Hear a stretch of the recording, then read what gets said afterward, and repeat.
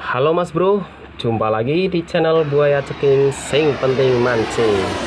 Oke Mas Bro, kali ini saya akan memberikan sebuah tips atau cara saat kita akan membeli reel pancing Mas Bro ya. Langkah pertama sebelum kita membeli reel pancing adalah kita harus memilih reel yang akan kita beli seperti apa. Saya akan memberikan dua contoh reel yang sudah ada di depan kamera ini Mas Bro ya. Oke Mas Bro, kita mulai. Langkah pertama kita akan memilih sebuah reel. Kita harus melihat dari bodi dulu. Kalau dari bodi kita akan tahu Mas Bro, seperti ini. Ini bodinya tergolong tebal Mas Bro ya, meskipun reelnya kecil tapi lumayan tebal. Ini bodinya sama, tebal, dari grafit juga ya, sama. Ini langkah pertama. Jangan sampai kita salah memilih, seperti bodi yang rentan patah atau bodi yang kurang kokoh Mas Bro ya. Contoh seperti ini. Kalau yang ini tipis Mas Bro, kita bandingkan, beda ya. Di antara dua reel ini sangat jelas berbeda. Yang merah ini lebih tebal dan yang silver ini lebih tipis. Ini langkah pertama, kita perhatikan bodi Mas Bro. Oke, langkah kedua Mas Bro. Langkah kedua, kita putar. Jika serasa kita memutarnya halus, boleh kita jadikan pilihan. Nah, yang perlu kita perhatikan lagi Mas Bro, di bagian handle, bagian rotor atau bagian spool, saat kita pegang lalu kita putar, apakah balance? Yang saya maksud balance itu putaran antara handle, rotor dan spool ini serasi atau tidak ya. Kita akan coba perlihatkan Mas Bro ya. Ini reel masih baru. Coba akan saya putar. Nanti Mas Bro sekalian ini bisa melihat dan bisa memberikan kesimpulannya tersendiri ya. Oke, saya putar.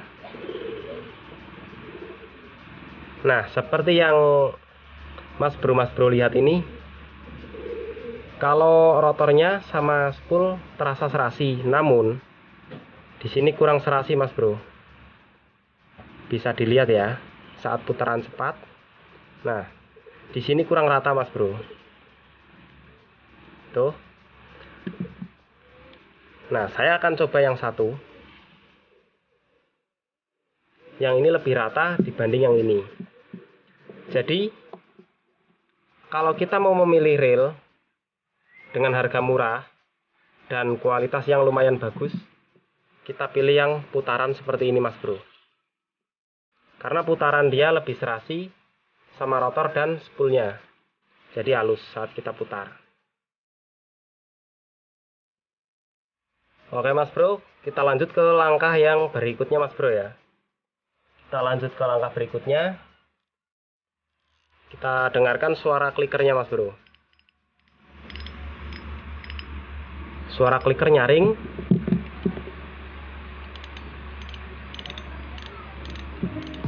Ini tidak terlalu penting Mas Bro.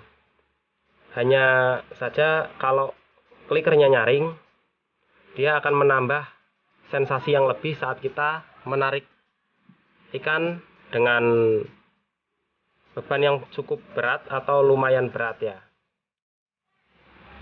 Jadi fungsi kliker ini menambah sensasinya Mas Bro. Oke Mas Bro, untuk ke langkah berikutnya Mas Bro. Setelah kita putar, pastikan kita memutar juga ke belakang Mas Bro. Nah, di sini anti reverse atau nggak bisa mutar ke belakang ya Mas Bro, kecuali kita pencet di sini. Nah, kita bisa ke depan, kita bisa pula ke belakang Mas Bro. Ada pula kalau reel-reel murah itu biasanya ada yang belum one way Mas Bro. Saya kasih contoh ya, seperti ini. Kita putar ke depan bisa, tapi kita ke belakangin juga bisa. Nah, di sini ada jeda yang cukup banyak Mas Bro ya. Jadi ini kurang rekomendasi. Nah, untuk langkah yang berikutnya Mas Bro, kalau rel-rel untuk yang model-model sekarang, kebutuhan utamanya adalah di sini Mas Bro. Setelah kita lihat drag knob, kebutuhan utamanya adalah kita harus memilih yang ada sealnya Mas Bro. Meskipun harga realnya tidak mahal, tapi seal seperti ini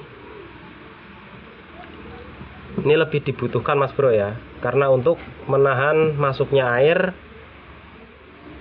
Jadi ini bisa menahan, jadi air itu nggak langsung masuk ke dalam spool ini Mas Bro, nggak langsung masuk ke drag washer atau key washernya Mas Bro. Oke Mas Bro, kita langsung ke langkah berikutnya. Karena kalau di toko kita nggak bisa membuka land roller, kita bisa melihat review-review yang ada di YouTube, atau bisa kita putar menggunakan jari Mas Bro. Nah, di sini dia nggak jalan. Ini artinya belum memakai bearing. Coba kita lihat yang satunya. Nah, ini langsung jalan Mas Bro. Berarti ini sudah menggunakan bearing. Oke, langsung kita cek Mas Bro ya. Kita coba lihat Mas Bro, apakah sudah ada bearing ataukah belum ya. Kita buka di land rollernya. Kita bisa mengeceknya menggunakan jari saja Mas Bro. Nah, betul Mas Bro. Di sini sudah ada bearing. Ini ya. Karena di sini akan memudahkan senar tali itu untuk keluar masuk Mas Bro. Coba kita cek yang satunya. Tadi saya putar menggunakan jari itu kurang lancar ya. Coba kita lihat apakah ada bearing ataukah tidak ada. Nah, benar Mas Bro, ini nggak ada. Tidak ada bearingnya, tidak ada bushing juga Mas Bro ya. Jadi yang lebih rekomendasi yang ada bearingnya Mas Bro, karena putaran land roller ini akan lebih lancar apabila ada ball bearingnya Mas Bro. Oke Mas Bro, kita ke tahap yang selanjutnya. Oke Mas Bro, tahap yang selanjutnya adalah cara kita memperhatikan sebuah reel dengan harga murah, dan di situ tertulis banyak ball bearingnya Mas Bro. Terutama untuk reel yang harganya di bawah 500.000, kita itu disarankan untuk tidak langsung percaya dengan jumlah ball bearing yang ada di spek reelnya tersebut Mas Bro. Karena apa? Rata-rata reel di bawah harga 300.000, bahkan ada yang di atas 300.000 itu masih ada saja Mas Bro yang clickbait gitu loh. Ini yang sangat perlu kita ketahui. Biasanya tuh 10+1, 11+1, 12+1 itu kan terlalu banyak Mas Bro ya. Itu padahal sebenarnya enggak Mas Bro. Sebenarnya cuman ada beberapa saja, tidak nyampe 10 lah. Biasanya yang saya temukan itu paling ya 7+1, 6+1, bahkan 4+1. Ada juga yang 3+1 itu saya pakai juga Mas Bro. Padahal di kardusnya itu, bahkan di reelnya itu tertulis 12+1 ball bearing. Tapi waktu saya bongkar itu cuman ada berapa ya, 3 atau 4 doang Mas Bro. Itu sudah termasuk one way juga Mas Bro.